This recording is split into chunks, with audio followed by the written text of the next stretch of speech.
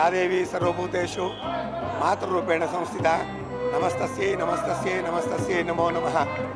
ಆಷಾಢ ಮಾಸ ಅಂತಕ್ಕಂಥದ್ದು ಶಕ್ತಿ ದೇವತೆ ಆರಾಧನೆ ಮಾಡ್ತಕ್ಕಂಥ ಒಂದು ಸೃಷ್ಟಿಯಾಗಿರ್ತಕ್ಕಂಥದ್ದು. ಹಾಗೆ ಶ್ರಾವಣ ಮಾಸದಲ್ಲಿ ನಾವು ವಿಷ್ಣುಗೆ ಆರಾಧನೆ ಮಾಡ್ತೀವಿ, ಕಾರ್ತಿಕದಲ್ಲಿ ಶಿವನಿಗೆ ಆರಾಧನೆ ಮಾಡ್ತೀವಿ.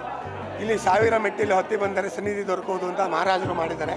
ಅದೇ ರೀತಿ ಇಲ್ಲಿ ಬೆಟ್ಟ ಹತ್ಕೊಂಡ್ಬಂದವರಿಗೆ ಅನುಕೂಲವಾಗಿರ್ತಕ್ಕಂಥ ಒಂದು ಸ್ಥಳವಾಗಿರ್ತಕ್ಕಂಥದ್ದು. ಚಾಮುಂಡಿ ಬೆಟ್ಟ ಅಂತಂದರೆ ಒಂದು ಪುರಾಣ ಪ್ರಸಿದ್ಧವಾದ ದೇವಸ್ಥಾನ. ಇಲ್ಲಿ ಆಷಾಢ ಮಾಸದಲ್ಲಿ ವಿಶೇಷವಾದ ಪೂಜೆಗಳು ನಡ್ಕೊಂಡು ಬರ್ತಾ ಇರ್ತಕ್ಕಂಥದ್ದು ರಾಜರ ಕಾಲದಿಂದ ಬಂದಿರತಕ್ಕಂಥ. ಅದೇ ರೀತಿ ನಾವು ಮುಂದುವರ್ಸ್ಕೊಂಡು ಹೋಗ್ತಾ ಇದ್ವಿ. ಎಂದಿನಂತೆ ಮಾನ್ಯಾಸ ರುದ್ರಾಭಿಷೇಕ, ಪಂಚಾಮೃತಾಭಿಷೇಕ, ವಿಶೇಷವಾಗಿ ಲಕ್ಷ್ಮೀ ಅಲಂಕಾರ ಆಗಿರ್ತಕ್ಕಂಥದ್ದು. 4 ಶುಕ್ರವಾರ ಕೂಡ ಲಕ್ಷ್ಮೀ ಅಲಂಕಾರ ಮಾಡ್ತೀವಿ. ಆಷಾಢ ಮಾಸದಲ್ಲಿ ವಿಶೇಷ ಅಂದರೆ ಲಕ್ಷ್ಮಿಗೆ ಹೆಚ್ಚು ಪ್ರಾಧಾನ್ಯತೆ ಕೊಟ್ಟಿರ್ತಕ್ಕಂಥದ್ದು. ಲಕ್ಷ್ಮಿ ಆಗಿರ್ಬೋದು, ಕಾಳಿ ಆಗಿರ್ಬೋದು, ಸರಸ್ವತಿ ಆಗಿರ್ಬೋದು ಅಥವಾ ಪಾರ್ವತಿ ಆಗಿರ್ಬೋದು, ಹೆಚ್ಚು ವಿಶೇಷವಾಗಿರ್ತಕ್ಕಂಥ ಒತ್ತು ಕೊಟ್ಟಿರ್ತಕ್ಕಂಥ ಮಾಸ. ಇಲ್ಲಿ ಏನು ಈ ಮಾಸದಲ್ಲಿ ಏನಕ್ಕೆ ಚಾಮುಂಡಿ ಬೆಟ್ಟ ಅಥವಾ ಶಕ್ತಿ ದೇವತೆ ಆರಾಧನೆ ಮಾಡ್ತಾರೆ ಅಂದರೆ ಶುಭ ಮಂಗಳ ಕಾರ್ಯಗಳು ಯಾವುದೂ ಇಲ್ಲದಿರೋದ್ರಿಂದ ಕುಟುಂಬ ಸಮೇತರಾಗಿ ದರ್ಶನ ಮಾಡೋಕ್ಕೆ ಅವಕಾಶ ಸಿಗೋದು ಆಷಾಢ ಮಾಸದಲ್ಲಿ ಮಾತ್ರ.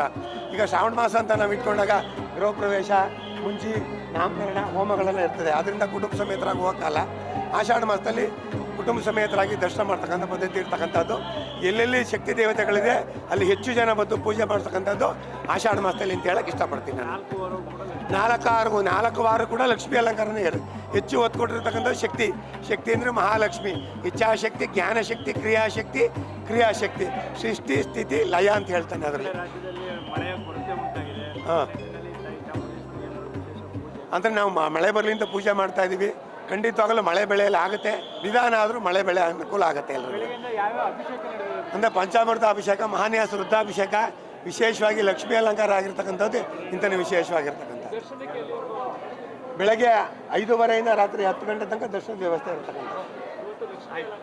4 ಶುಕ್ರವಾರನೂ ಲಕ್ಷ್ಮೀ ಅಲಂಕಾರ ಆಗಿರ್ತಕ್ಕಂಥದ್ದು. ಹಾಂ, ಓಕೆ.